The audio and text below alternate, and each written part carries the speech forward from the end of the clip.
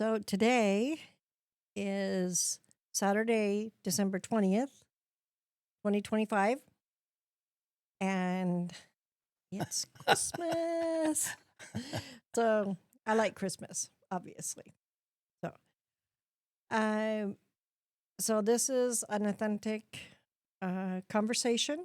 I am Sonny Hamilton and my co-hosts, I am Darren Hamilton. And John Walser.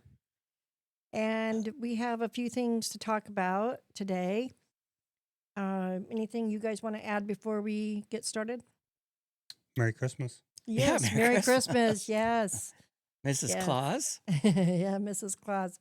So, see, I even have little buttons on there, but anyway. So,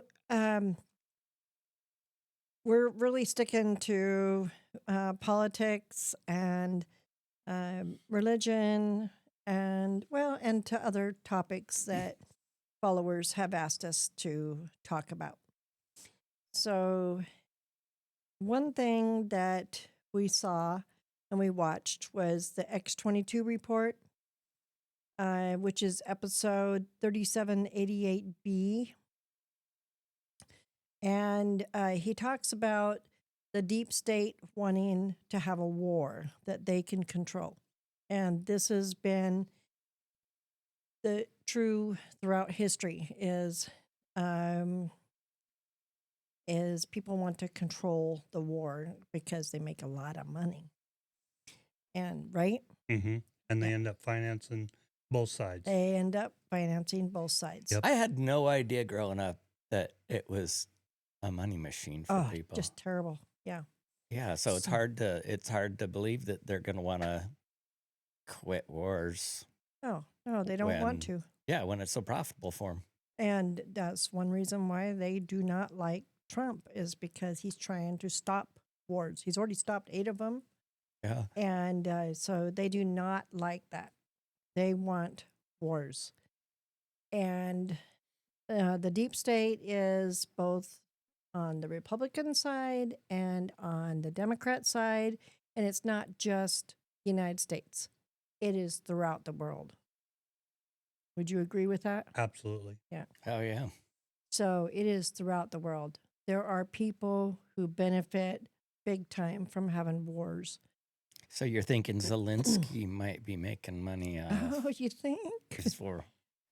The UN is funding him right now because the U.S. has agreed to not fund the war anymore. So, so one thing that Dave says on X-22 is he says that it's going to look like war, like we're going to war. It's going to look that way. But he believes, and I believe too, that it's not really going to be a war, but I think it's going to look like it. Now, we've had all kinds of different demonstrations, if you want to call it that, riots out in the streets, in the cities. And which cities are they? Oh, yeah, the blue, the blue Very states. blue. Yeah. So it is the demonstrations, and if you want to call it that, but I call them riots when they start actually breaking stuff, burning stuff, disobeying laws, going against ICE, whatever it is that they're doing. It is absolutely just to start a civil war, in my opinion. It kind of feels to me like it really is a war, whether it's, I mean, there's not really. No, I agree with you on that. Yeah, there's no guns. There is a spiritual war going on right now. Absolutely. Information war. There's an information war going on. There are all kinds of wars going on, but we're talking the kind that the deep state wants. It's not that kind of war. They want an actual boots on the ground, people firing because they make a lot of money. If it wasn't profitable, there wouldn't be wars. Right.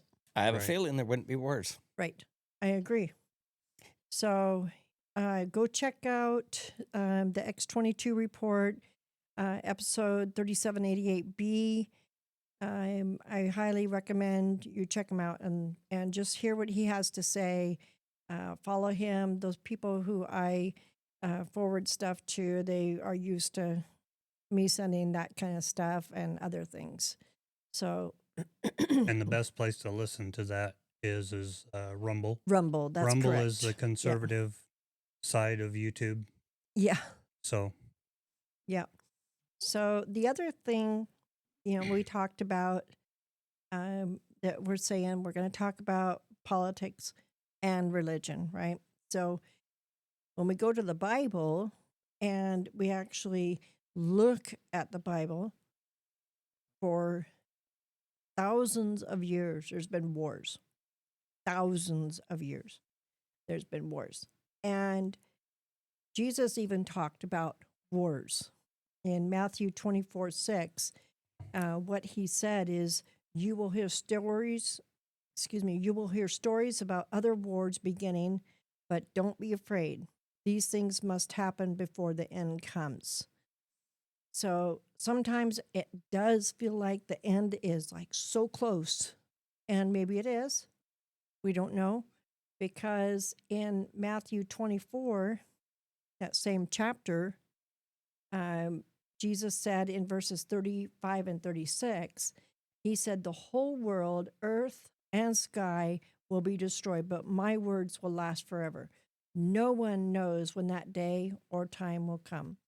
The Son and the angels in heaven don't know when it will be. Only the Father knows.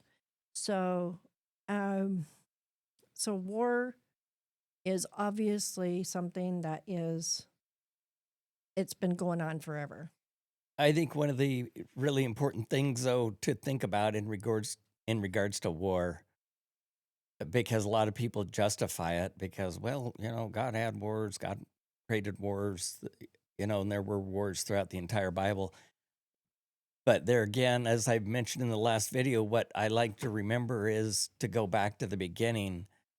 The wars have all been under the curse. They're not a part of a blessed life.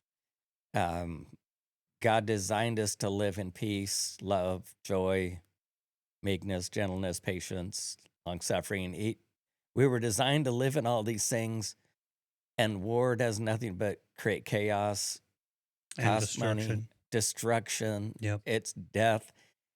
If war was a good thing, if war was ever a good thing, the fighting men and women would not come home and have all the PTSD, live under bridges, suicide, Be homeless.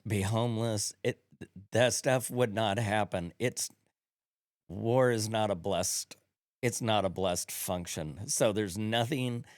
There's nobody that can convince me that it's a good thing under any circumstances, because there's things that we're supposed to do there's things that we're supposed to do to live in that peace, love, joy.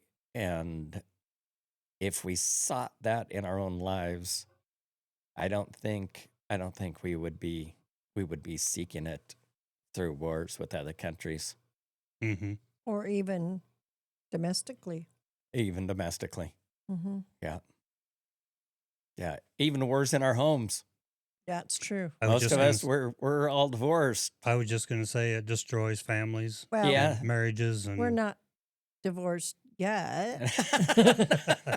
no, you're not allowed to get divorced. We just got married, so let us catch up. Not even a year yet. Yeah, April of this year. That's right. But yes, all of us have been divorced. So we understand wars within the walls of our Yeah. own Mm-hmm. of our own homes. Yep. And ironically, the only times there's wars within the walls of our own homes is because people don't have authentic conversations. They don't put themselves aside.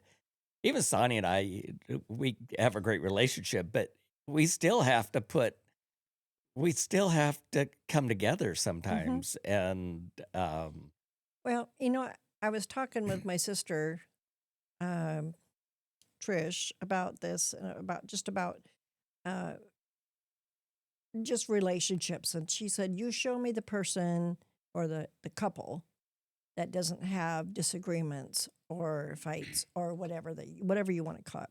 You show me that person, and I'll show you a relationship that's about ready to go under because somebody is giving in all the time, yeah, and that's me always giving in. There he goes again, making it all about himself. Yeah. Whatever. Anyway, it's so funny. So we do try to come together most of the time. So he's just mouthy sometimes. I just had to say that because he's always saying that to me. So anyway, is there any other things you guys want to add about the wars? Is just that I think biblically it says, don't be worried about the wars. Jesus has said that. There's wars and rumors of wars. There's all kinds of stuff that has been going on for thousands of years.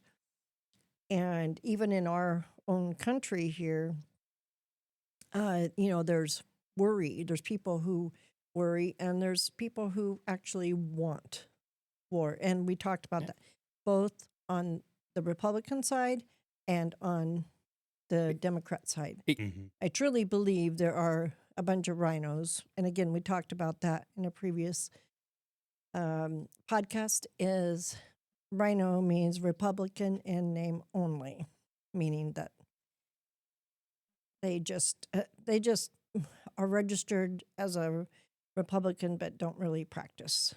This So- is another kind of interesting thing, and maybe John, he was mentioning to just us personally in conversation as to how many years the U.S. hasn't. I think it was how many years the 17 years total that the from, U.S. from the founding of from the founding of the country until now, a total of 17 years that we've been at peace. One of our So, whoops, over excuse me. 250 years. So over 250 years, there's been 17. wow. So this is the civil peace flag, and it, under current law, cannot be flown over any government building because we are not at peace. We have not been at peace since 1933. Currently, that's the last transition from peace to war. That's kind of pathetic. So, I mean, So one of our friends made the comment about the one behind me being a war flag. It is. Yep. That's our war flag. And then you'll see the yellow tassels. That is the corporate. That's the corporate sign Hmm. where we're under Admiralty law. And that's something a lot of people don't understand. Yeah, I don't know what Is you're that- talking about. Oh, I don't know what because he's talking about. our country became a corporation. In 1871, okay. Yeah. under Yeah. the War Powers Act, Mm-hmm. the Reconstruction Act. So we need to go back to, and they don't teach you that in school. They do not teach you that in school. So this will really blow your mind. Technically speaking, I forget what date it is. It's in the 1800s. Throckmorton versus United States. Fraud vitiates everything. So that Act of 1871, the Corporate Act, is actually fraud. Mm-hmm. So everything from 1871 until current is all fraudulent. Mm-hmm. Wow. Yeah.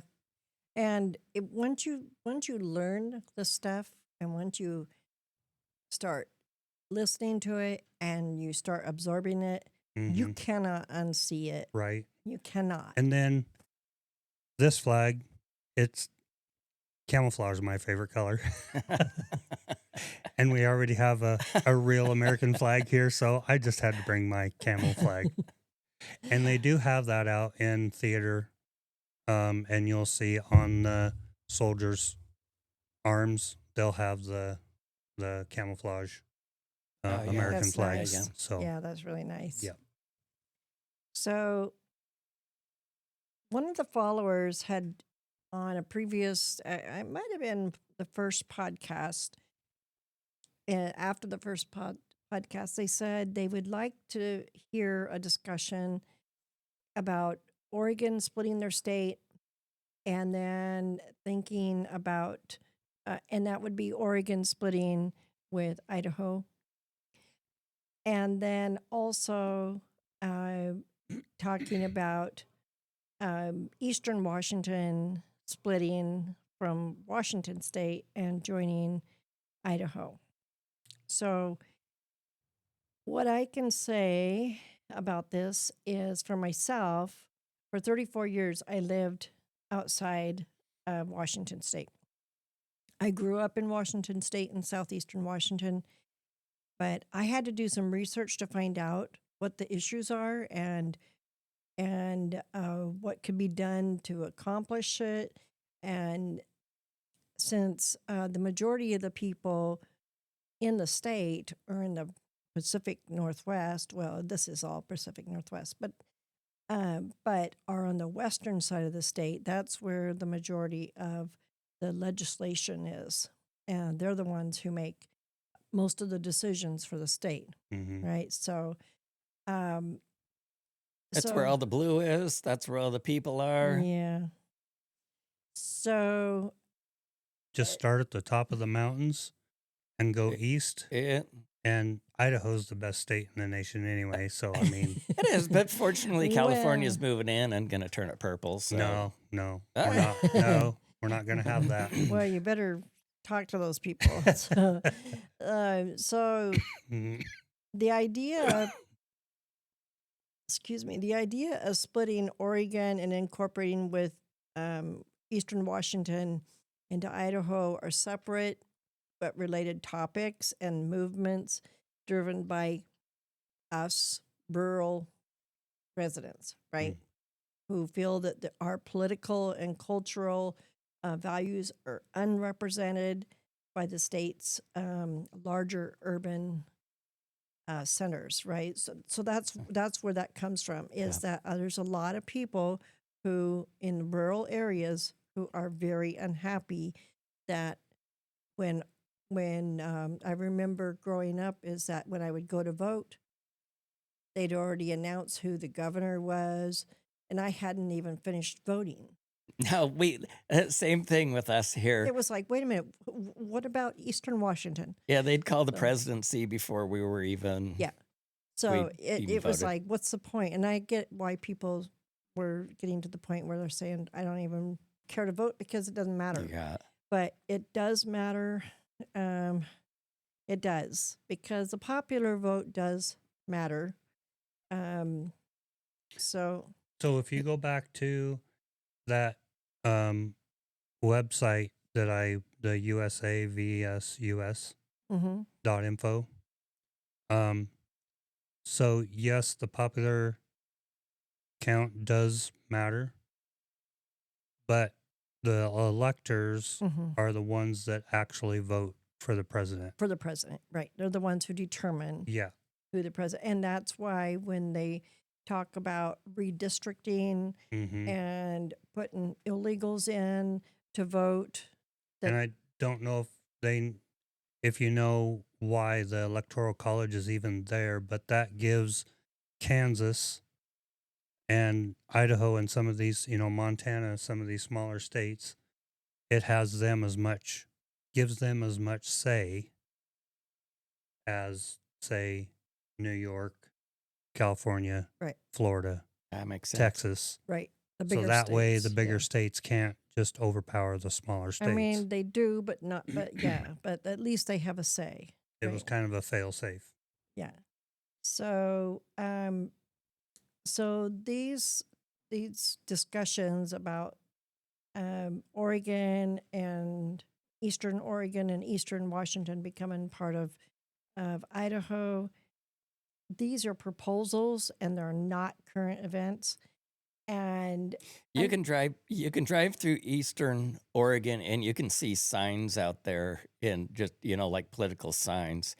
But as a lifelong Eastern Washington person, I mean, this discussion's been on the table for probably most of my life. And so my level of hope regarding it happening, even though we all want it to happen, is pretty much zero. so it's called Move Oregon's Border, right? I think that's what it's called. Yeah, Yeah, I the think you're Greater right. Idaho movement. Yep. Yeah. Yeah. And so there's Geography by Jeff, Geoff, who talks about the legality aspects of removing certain parts of a state. And you can go check that out. He's on YouTube. And we'll put the links in below our podcast so that you guys can go find them if you want to go watch anything. Below the title. The title where- and in the the title? and the links Yeah. to those things. It- So Go Go ahead. ahead. Well, the thing that I wanted to add was, and you can probably explain this better, Sonny, because you probably understand it better than I do. But there, it isn't constitutional just to create a new state. It goes against the Constitution. So in order to create a new state like that, you have to go through all the legislatures and isn't that correct, or was there? yeah, I was there don't more? think they're talking about creating a new state. They're talking about in taking away from current states and adding Right. to. But even so, you're talking about changing. It'd be just like Borders. adding an amendment to the Constitution. Yeah. It would be like Yeah. two-thirds of each house, and Right, but Western Washington loves our big farm money. yes, they do. They know that we don't have any votes over here, really, but the industry that we have creates a lot of income for them. Hmm. So they have absolutely zero motivation to change those laws because all it would do is benefit us and hurt Mhm. them. So there's no politician that's gonna go, oh no, let's Exactly. No, get they rid of do that not. money. No, they do not want to. So that's why I don't Yeah. foresee it ever happening. No, I think it is mostly wishful thinking but the legislators on the western side of both states are controlling everything. Yeah. So Portland controls everything for Oregon, Seattle and surrounding areas control everything for I-5 corridor. yeah. Yeah. So it's just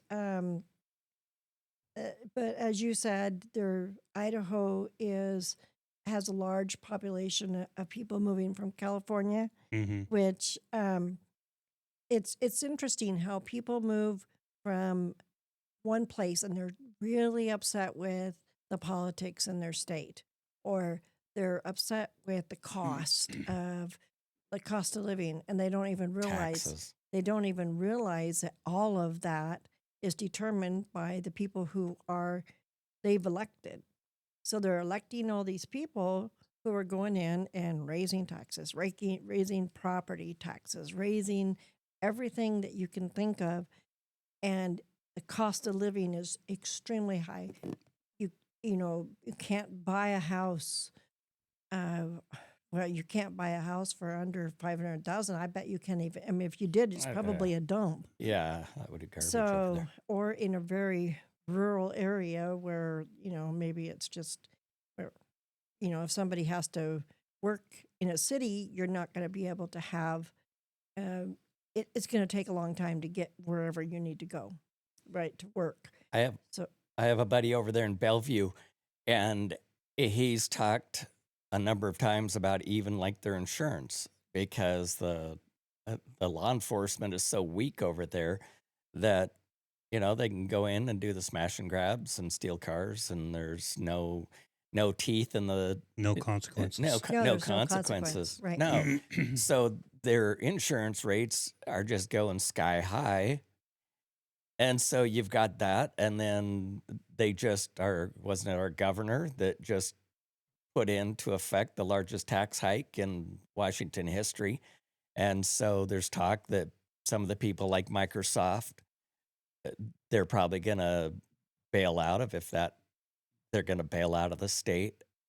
And so then that will just give them that much less tax revenue over there. But those big people who are all, you know, And when you say big people, you don't mean size of the person. You're talking about the no, corporations. we have a lot of fat people in You're Eastern talking, Washington too. but you're talking about the big Yeah, big corporation. corporations. Okay, I The- just want to be Like- clear that we're talking about big people. It'd be interesting what Boeing will do.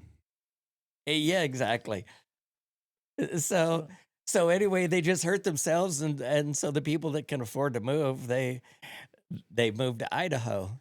Yeah. But yeah, like And then Sonny they was saying, take their take their politics. They take their politics with them, and then they wonder why is the new state getting Yeah, turned so into messed up? garbage. Yeah.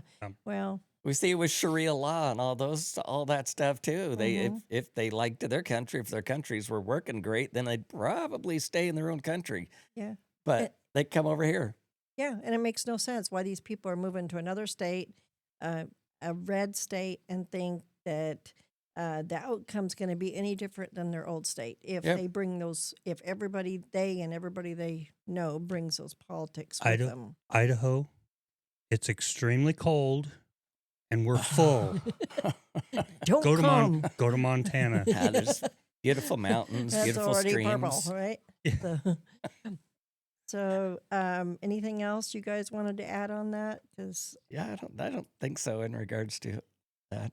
but I think with as understand. okay as everybody would be with that happening, I kind of agree Yeah. with Darren. It's Yeah, kind of pointless to. yeah, never gonna happen. I mean, No. it's wishful thinking, and yeah, we would love to see something like that happen. It's just not realistic. But yes, it would be nice if there was somebody in there fighting for us.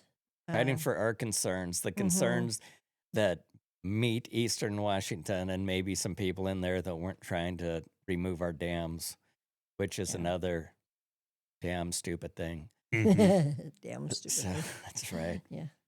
So then we had another topic that another follower had asked for was talking about which now this is a topic that I don't know as much about because I grew up in the city, mostly lived in the city most of my life, with the exception of an 8-year period in Oklahoma when I lived out in the country.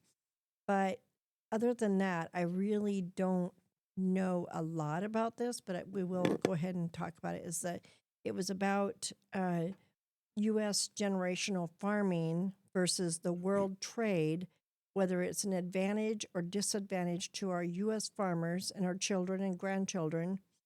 So, talking about better pricing, shipping globally, more competition, raises or lowers prices, etc. Well, so anytime you have government involved, it's going to hurt the farmer. The whole idea was part of the globalism Yep. thing. The CRP programs telling us when to seed, how to seed, what to seed. Yep. And so my feeling is that the less the government can tell us what to do or how to do it or when to do it. And, farmers are professionals. They've been doing it for generations and generations. Or bringing in windmills. Yeah, exactly. Yeah. Let them do their thing. I know a lot of people in the city who they drive out in the country. They're like, oh, the windmills look so pretty. But they don't realize what those windmills are doing. If they looked at the bottom of the windmill, they'd probably see a ton of dead birds who got whacked by Even the Like- vibration. Yeah, and- everything. And look up on YouTube and see how they're put together. there's hundreds of yards of concrete and rebar that is 6 inches wide from each other.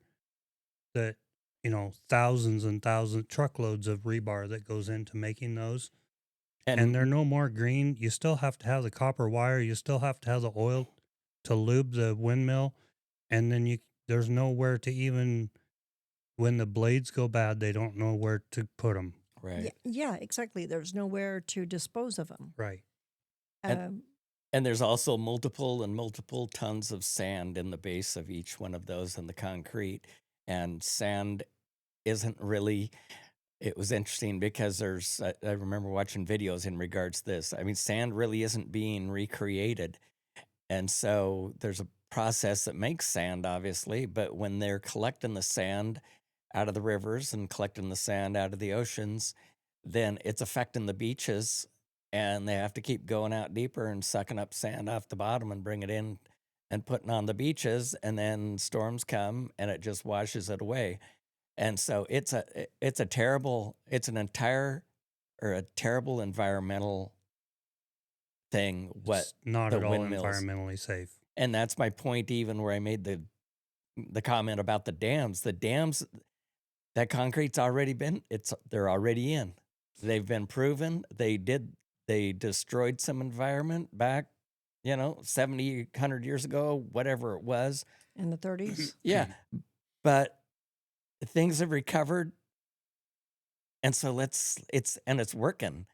And it, I don't know how they're going to supply all their green cars off of windmills.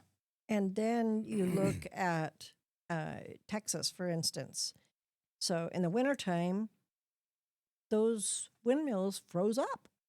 And guess what? They were relying on that for power. There was no power Yeah. because they froze up.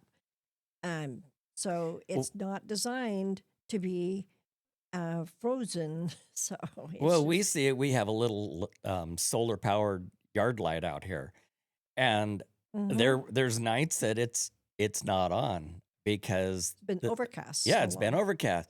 So you've got the government that's seeding the sky and making Mhm. everything cloudy so that it can, cool the temperature of the earth. And so then the solar doesn't even really work that effectively. But it's ridiculous to tear out stuff that's working, and it's cheap electricity. Our electricity bills up here are substantially less than Sonny's were down in Phoenix. Yeah. Yeah, it was outrageous. But so I, if before we get off of it, we're I'll add not we're my not getting off of it okay. yet. I wanted to add my 2 bits worth in regards Hmm. to the generational farm thing because we're fourth generation. My generation is fourth generation on our farm here, and so I mean we didn't homestead the place, but we weren't too far behind the original homesteaders, and so we have pictures of my grandpa or my great grandpa farming with horses, and so our lineage goes back a long ways. But when the CRP program that John mentioned, what was that? Conservative Reserve Program, Conservative Con- Reserve. cons- Conservation Yeah. conservation. Conservation Reserve Program. So Yeah. they paid us small family farmers to not raise a crop, to not raise crops, That's which crazy.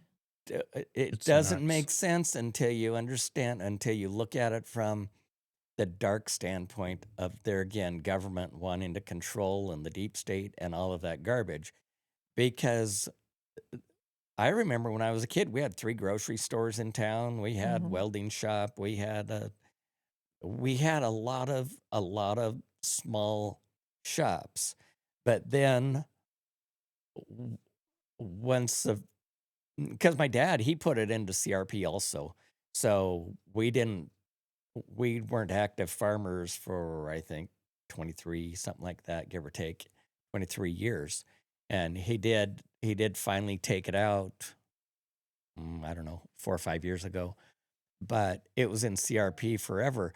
But that caused that caused the break that caused another fracture in the family, in the family dynamics, Hmm. because the kids no longer were needed on the farm to farm, and so they moved off to the city, Mhm. which they go to the city and then you can't make it on one income, so you lose the family dynamics of grandma Yep. helping out with the kids. And I think of it even because we're fortunate to live here on the farm with my siblings. They still live here. And it's like today, I need a shop vac. So I borrowed one from my brother.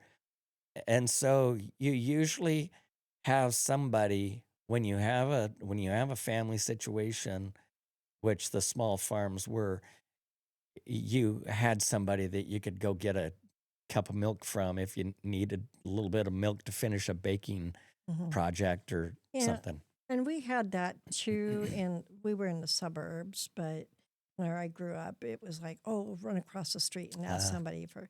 But those days are really gone now. yeah, they So. are. I mean, Mhm. that whole family and the neighbor Mhm. thing. My dad used to talk about his grandparents saying, when in his grandparents, my great grandparents' day, it would take them all day to get to town, but they knew all their neighbors, and now we can fly across the country in a few hours, Right. and Right. you don't even know your neighbors. Yeah. So that's one of those breakdowns, in regards to, and I look at the CRP program and the government as being very instrumental in destroying the family farm. So And Paul Harvey has a video out. Of course, Paul Harvey's been gone for Mhm. quite some time, but and that video that you and I listened to here a little bit Mhm. ago about, if you were Satan or oh the yeah, devil, how would you Just asking AI. Yeah. yeah, just asking AI. And one of the things that Paul Harvey said was to divide the family. Mhm. So it's all yeah, by design. yeah. Right. It is. And even the cost. One of the comments was, I don't remember exactly how it was worded, but getting higher prices for crops. I think some of that is kind of a misnomer also, because if you really look at it, it's it's really not our place to feed the world. Nope. Um, God wanted to feed the world, and it's not his fault that the world is not being fed. But in order for us to feed the world, we have to pour more petrochemicals into the land, which destroys the wildlife, Mhm. destroys the water, destroys Plants. life, Yeah. destroys plants. It creates, I mean, there's weeds. I remember riding in the combine with a buddy of mine a few years ago, and he was talking about a certain grass that they have really a lot of problems with. And I'm like, I've never even heard of that grass. Oh, well, it's a new variety. Mm. And so you get the more harsh chemicals you get, the more resistant weeds you get. And the more resistant weeds you get, the harsher the chemicals these guys have to create. And so realistically, we kind of need to quit worrying about feeding the world, as harsh as that Mhm. sounds. It's really not harsh. We need to learn how to live lives that we take care of our family, and we take care of our neighbor, and then they take care of their family, and they take care of their neighbor. Absolutely. And you create that synergy of, you're there's milk cows in Mexico that are 20 some years old still milking, but our average milk cow on most dairies is, I want to say, it's 7 years. Wow. And it's just how hard we push.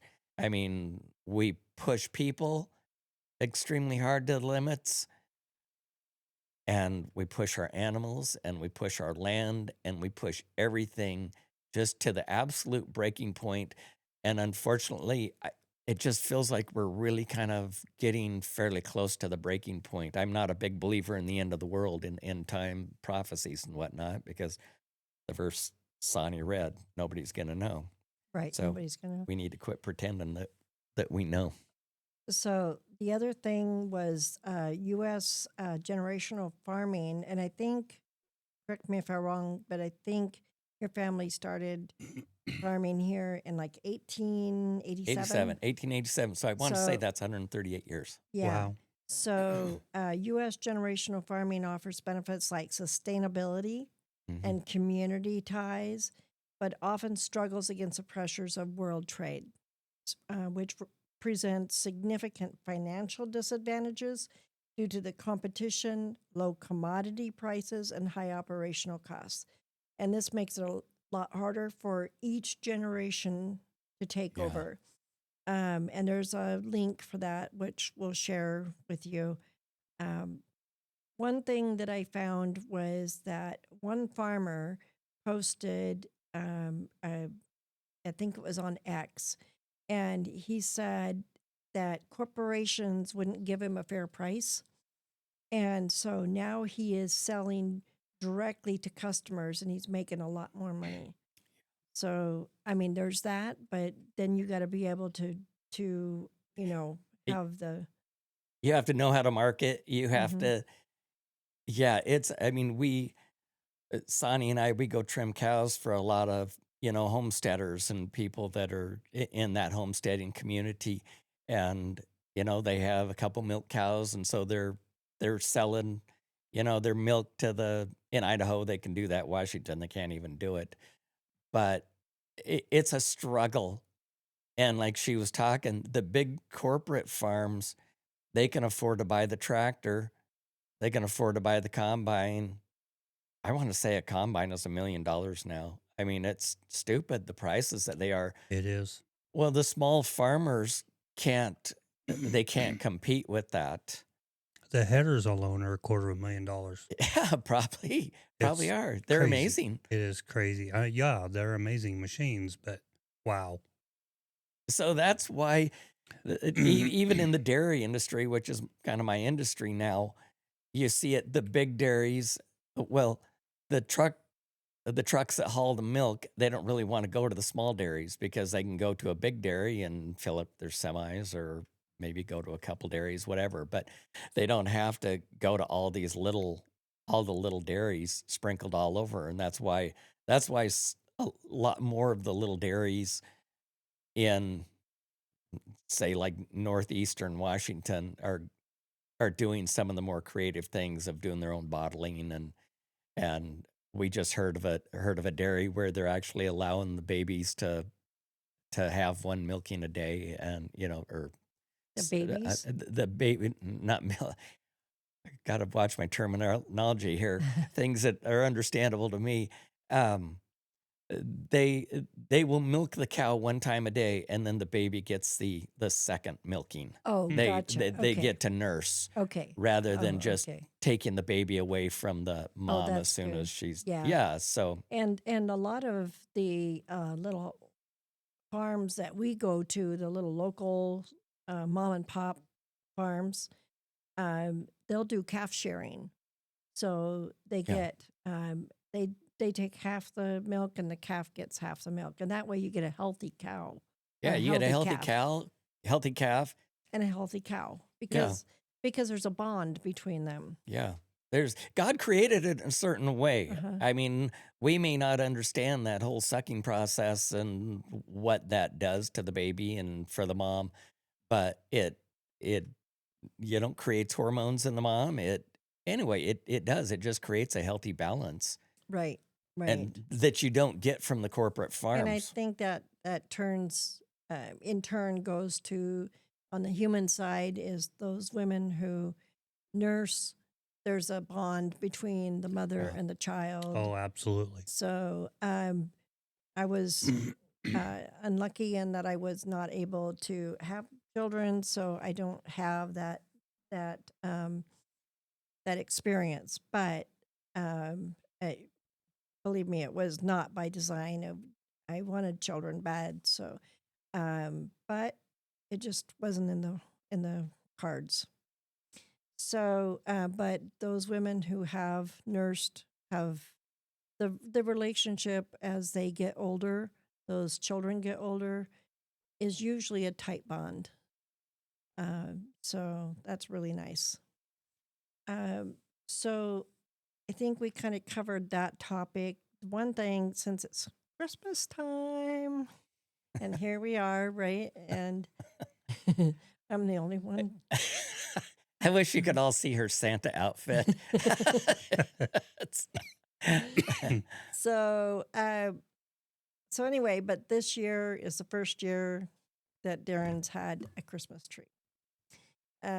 So I'm glad that he got to have a Christmas tree and that we're having a Christmas. And John's been over and we exchanged gifts, and so it was fun. He brought us some beautiful flowers. Thank you. Absolutely. And so anyway, then So I need to say this on air too. Thank you guys for being on this journey with me. oh Yeah, yes, it's Yep. fun. This is just absolutely Yeah. awesome. Yep, Yeah, it's fun. no, it is. I'm very thankful that we're on this journey Yeah, together. and thank you guys for listening to our podcasts and Yes. Watching, supporting. yeah, absolutely like, share. So one thing, since we're close to Christmas, that I wanted to talk about is that since it's Christmas time, and so we started buying gifts for family, and I know that at first Darren's like, "Oh my gosh," he's just freaking out. "Oh my gosh, we're spending a lot of money." So I kind of wanted to give him an idea of the average that most people spend. So This will make me feel better. I've never This is gonna make you even feel heard better. this statistic. she was holding She's this doing one in her- her she's doing in her her homework. Santa bag. So on average, and this is just asking AI, but on average, Americans spend about $1,200 each Christmas. Wow. So you figure, So that's 2,400 for us, or just 1,200? I don't know. I didn't say. It says a person, so each person. So that would be $2,400. Now we are flying down. We've doubled that. No, we have not. We have not. So we are flying down to Arizona for Christmas to be with my family and our friends, and so there's that that cost of the airfare, which not everybody has that expense, because a lot of people stay home, right? So this cost that they're talking about is gifts. Yeah. Wow. So I think on average, or all total, I think that we spent, and maybe I just don't know exactly what you spent, but I think sending gifts to everyone else, in the family, the grandkids, the great nieces and nephews, and different things like that, we have probably spent somewhere close to $800 between the two of us, or more, maybe a little more. I'm so sorry you're sick. No, it's okay that we're doing it. She's having a lot of fun doing it. I mean, growing up in a family that didn't really celebrate Christmas that much. I we mean, didn't get to have trees or lights or no, nothing. we did. We would get together for Christmas dinner with everybody, and we'd exchange names, but it was kind of dumb what we did.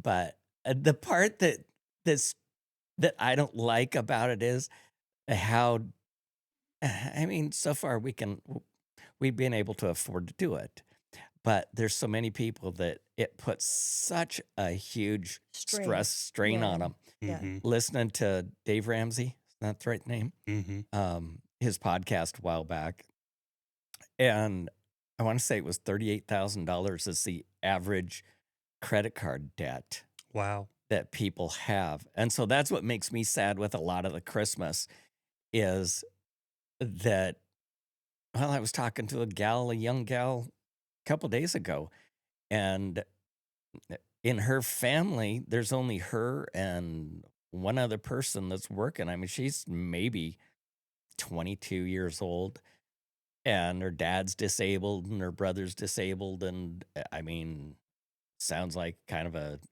heartbreak family.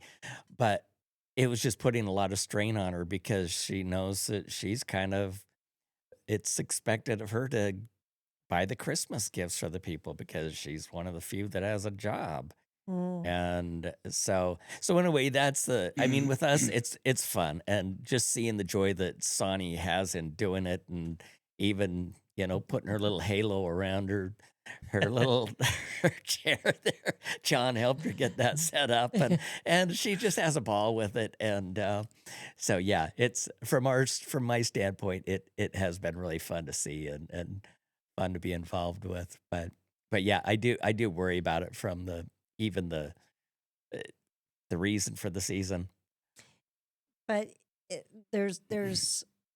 there can be joy. It's just that some families just exchange gift cards, and there's no real joy in I that. know that was our family. That's why it got kind of stupid. That's We had a not joy. $30 limit, so we got to, and we'd draw names, and so you'd give somebody a So $30 you were gift paying card, for a and gift card, yeah, and and they'd give you one back. And I'm terrible about spending gift cards, and so realistically, if I went through my stuff, I could probably find gift cards that yeah, that Wow. that I had from yeah. 20 years ago. We didn't even do that. You didn't? No. It was just like having 2 Thanksgivings. We'd all get Oh, together and oh well, have dinner. yeah. Yeah. So I enjoy it. I enjoy it very very much. And even so, we all grew up in the same faith, and I think we've talked about that in our previous podcast.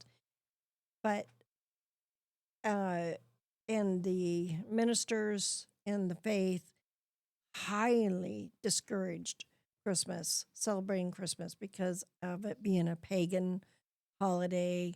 They didn't. They just totally tried to convince people not to do it. Having a Um, tree, I don't remember the verse, but they pull some verse out of the Old Testament that they believed it was worshiping the tree or something. I, yeah, I don't know. I mean, when you read the verse, it's like, wow, you really got to spin that to get that out of it. But yeah, but that's my issue with religion. They'll take a verse and they'll spin it into their church doctrine, and it doesn't even make sense, and us stupid sheep follow. So, and then, I know when we go to my sisters will probably uh, go to the church, and with them they have a Christmas um, ceremony. I guess you'd call it. I don't really know what you call it. Anyway, it's just really nice. Are you gonna wear your Santa suit? I don't know, maybe. Well, you should. Well, look, So I mean, family that I grew up with and still have great love and respect and admiration for, um, went all the way through school with their son. I used to go to the midnight service with them every mm-hmm, now and again on Christmas Eve. If they asked me to go, I'd still go with them mm-hmm. because it was more about being with them than it was anything else. Yeah, and part of it is just uh, that there's a certain amount of joy that comes with that, and like you said, it is about family. It's about going as a family, Hmm. and so we'll probably do that, and something that I enjoy doing with them because the minister does talk about Christ and talks about the just different things. I don't remember the last time because it's been a few years, but anyway, so that's what I wanted to kind of talk about is that um so don't go crazy over Christmas, but have a nice Christmas. have a nice Christmas, have an enjoyable, have, love your family, love your friends, go in and show some love. If that means you buy a meaningful gift, not just some gift card, but you buy a meaningful gift, something that you just bring a smile to somebody else's dull day or whatever, if they're just feeling down, then you bring them a little bit of joy. And I think, and there's people like my sister, my older sister, for instance, is in a rehab right now. So over Christmas, she's going to. You might say, what kind of rehab? Drug rehab? No. Yeah, it's rehab for physical. She's been in the hospital. Yeah, it's not drug. No, Excuse me. it's It's physical. physical. Yeah, it's definitely physical. And she was in the hospital, and then she got moved to rehab. So, we'll probably go spend some time with her and help her have a little joy that she can't have. But that's things that each of us can do. I mean, maybe you out there know somebody who's you know in a nursing home or something, or in a assisted living, someplace where you can go spend a little bit of time with them. Just go up, let them know you care. Mm-hmm. It has been really fun seeing Sonny give different people gifts that aren't used to getting gifts, and they had no idea a gift was coming, and it brought a genuine, legit smile to their faces, even though they weren't big gifts. It was just, it's been fun for them. Yeah, and sometimes it's just, but just go out and enjoy your family, love your family, love your friends, and love yourself. Soak it up. Yeah, love Love yourself. yourself. Something So- that I told Darren before his dad passed away. Soak up every moment you can Mm-hmm. Yep. So because it goes fast. It does. Yeah, it really does. So, unfortunately, we probably will not have a podcast on the 27th. I don't. We're going to be in Arizona, Yep. so we're just letting you guys know right now. We will not probably have one. If we can get one out as soon as we get home, that would be great. But we just don't know. There may not be one until the first part of after the first of the new year. And if that's the case, Happy New Year. Yes, well. Yeah, and if boom. that's the case, right? Happy New Year. So, but we want you all to just have wonderful holidays, and don't be afraid to say Merry Christmas. That's right. Don't be That's right. afraid. It's Don't be too PC. yeah. So, again, what we always say, is Uh-oh. remember. Yeah, keep it Let's real. keep it real And keep it keep it authentic. authentic. Yeah. All right. Love you guys. y'all. Thanks Love you again for guys. watching. Like and share. Yep. Like and share. Comment. Bye. Bye.